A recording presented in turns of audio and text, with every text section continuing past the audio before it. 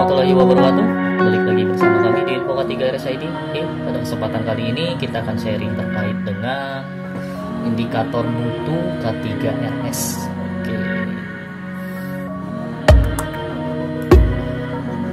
Jadi K3RS ini pasti punya indikator mutu ya. Tidak hanya K3 tapi seluruh unit pelayanan maupun klinis ataupun manajemen pasti punya indikator mutu unitnya masing-masing. Nah, pada kesempatan kali ini kita akan sharing apa aja sih indikator mutu K3 itu. Apa aja enaknya atau bagaimana sih cara membuat indikator mutu K3? Nah, itu akan kita jelaskan gitu di sini. Oke, jadi yang pertama itu adalah ada 3 contoh yang akan kita paparkan di sini. 3 contoh indikator mutu K3 rumah sakit yang bisa teman-teman contoh ataupun dapat teman-teman amati, tiru dan modifikasi ya, atau ATM gitu. Yang pertama adalah jumlah scoring atau inspeksi K3 setiap bulannya. Yang kedua, ketepatan waktu penyelesaian pelaporan kecelakaan kerja dan investigasi. Dan yang ketiga adalah pelaksanaan training atau simulasi atau seminar tentang K3 sesuai dengan matriks training setiap bulannya. Oke, jadi ada 3 indikator mutu yang akan kami contohkan ya di sini. Oke, lanjut yang pertama, indikator mutu tentang jumlah scoring atau inspeksi K3 setiap bulannya. Jadi dalam indikator mutu ini deskripsi programnya adalah perhitungan jumlah scoring atau inspeksi K3 setiap bulannya. Jadi kalau teman-teman punya program K3RS, pasti di dalamnya akan ada kegiatan inspeksi K3. Nah, di dalam inspeksi K3 ini pasti tidak dilakukan 6 bulan sekali, 7 bulan sekali, 5 bulan sekali, tidak. Pasti biasanya akan ada kegiatan rutin dalam melakukan inspeksi. Misalnya itu 1 bulan 1 kali gitu. Nah, itulah yang akan menjadi dasar pembuatan teman-teman, dasar pembuatan indikator mutu K3 rumah sakit. Di sini kami contohkan, jadi kalau di tempat kami biasanya untuk jumlah scoring itu dilakukan seminggu sekali di 4 tempat yang berbeda. Jadi dalam 1 bulan itu akan ada 4 target inspeksi K3 yang dilaksanakan di 4 tempat yang berbeda gitu. Oke. Nah, ini latar belakangnya pasti berkisar tentang undang-undang ya. Biasanya kita ambil dari Permenkes 66 tahun 2016 tentang K3 rumah sakit. Tujuan dari indikator mutu ini pasti menilai kinerja implementasi K3RS di unit-unit rumah sakit. Oke. Lalu DO. Nah, definisi operasional ini adalah definisi yang mendeskripsikan secara operasional mengenai pemilihan judul indikator mutu K3 rumah sakit. Kalau di sini adalah kita definisikan sebagai jumlah scoring atau inspeksi K3 yang dilakukan oleh K3RS dengan menggunakan form scoring atau inspeksi K3 rumah sakit. Oke, ini jadi definisi operasional seperti ini. Jadi misalnya seorang K3RS melakukan inspeksi tanpa menggunakan form inspeksinya, itu berarti kita anggap dia tidak melakukan scoring atau inspeksi. Tapi jika seorang K3RS melakukan inspeksi dan dia menggunakan form inspeksinya secara lengkap gitu, itu baru kita anggap dia telah melaksanakan inspeksi K3 gitu. Dan oke, seperti itu untuk definisi operasionalnya. Lalu untuk kriteria inklusi. Untuk kriteria inklusi sendiri itu adalah kriteria-kriteria yang termasuk dalam kegiatan inspeksi ya. Misalnya scoring atau inspeksi K3 yang dilakukan di unit rumah sakit. Jadi kalau itu dilakukan di luar rumah sakit itu tidak dianggap sebagai inspeksi K3. Itu untuk eksklusinya kita kosongkan. Untuk kriteria eksklusi sebenarnya bisa teman-teman tambahkan jika ternyata kemampuan dan kebutuhan rumah sakit teman-teman berbeda dengan kami gitu. Itu bisa dimasukkan dalam kriteria eksklusi. Nah, ini yang penting di dalam indikator mutu adalah numerator dan denominator. Oke. Biasanya dalam perhitungan formula indikator mutu pasti pembagiannya adalah numerator dibagi denominator gitu. Jadi untuk nominatornya sendiri kita adalah jumlah scoring atau inspeksi yang dilakukan K3RS dengan form scoring inspeksi setiap bulannya, dan denominatornya adalah jumlah scoring atau inspeksi K3 yang ditargetkan dalam 1 bulan. Misal dalam Januari si orang K3 itu melakukan inspeksi 5 kali. Oke, 5 kali dengan 5-5-nya itu menggunakan form inspeksi K3 otomatis. Dan target dalam bulan tersebut itu adalah 4. Nah, jadi untuk formulanya 5/4 kali 100%. Itu nilainya bisa kira-kira itu adalah 125%. Dan di sini kita taruhnya standarnya 100%. Oke, otomatis indikatornya itu sudah sesuai standar gitu. Bahkan di atas standar. Untuk periode analisanya 3 bulan, form frekuensi pengumpulan data 1 bulan, karena memang datanya diambil bulanan ya. Sumber datanya form scoring atau inspeksi K3. Jadi sumber data ini adalah bukti otentik kalau orang tersebut mengerjakan indikator mutu ini gitu. Nah, dimensi mutunya terkait apa? Terkait dengan keselamatan dan keamanan. Oke. Nah, ini yang terkait dengan indikator mutu yang pertama, terkait dengan jumlah scoring yang dilakukan setiap bulannya. Lanjut. Untuk yang indikator mutu kedua yang bisa jadi referensi teman-teman adalah ini nih. Ketepatan waktu penyelesaian pelaporan kecelakaan kerja dan investigasi. Oke. Nah, di dalam indikator mutu ini, jadi kita tidak bicara soal tidak bicara soal penanganan kecelakaan kerja ya, tapi lebih ke penyelesaian pelaporan kecelakaan kerja dan investigasi. Oke, jadi deskripsi programnya adalah jumlah waktu yang ditepati, sudah pasti ya karena ketepatan waktu. Latar belakangnya sama, Permenkes 66 tahun 2016. Tujuannya apa sih? Agar penyebab insiden dapat diketahui dan tindak lanjuti. Oke, nah ini definisi operasional. Ini yang penting adalah ketepatan waktu pelaporan diukur dari on time laporan kecelakaan kerja. Oke, di mana terdiri dari laporan awal pada hari H dan laporan lengkap 2 kali 24 jam setelah kejadian. Jadi kalau di kami nih, kami punya 2 laporan kecelakaan kerja. Jadi laporan pertama itu adalah laporan awal kecelakaan kerja.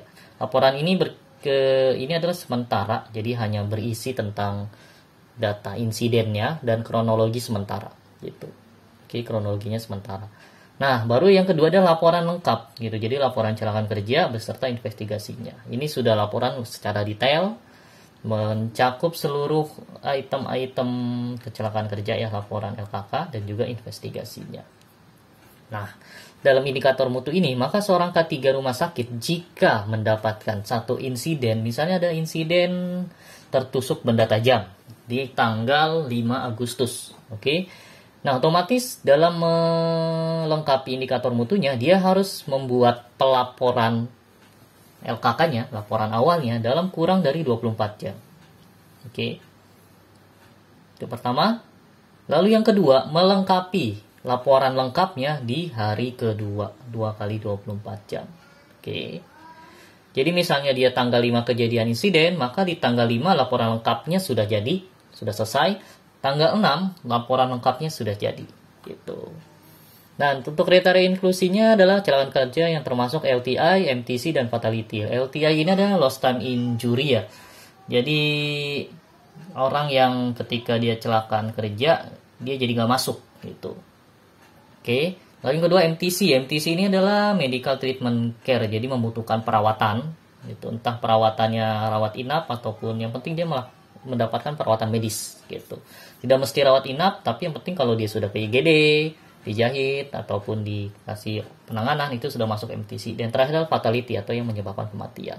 Ini kriteria inklusinya. Lalu ada juga kita taruh kriteria eksklusi yang kecelakaan kerja yang termasuk dalam kategori P3K atau NERMIS. Oke. Jadi kita juga masukkan kategori P3K. Misalnya dia